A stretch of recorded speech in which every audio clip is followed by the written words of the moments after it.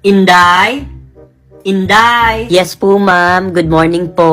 Siguro ng babae na naman ang sermo. Laging maaga kung umalis eh.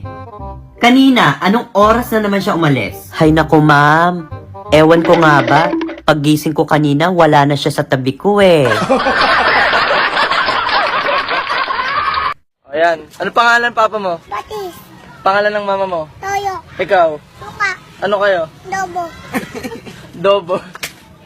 Saan galing itong laruan mo? nakaw. Gusto ko itlog mo. Balut, ma'am. Gusto ko itlog mo. Sa asawa ko ito eh. Gusto mo patayin ko asawa mo? Opo, ilalabas ko ng itlog ko. Minahal kita, tapos nagmahal ka ng iba? Lord, gabayan mo kaming tatlo.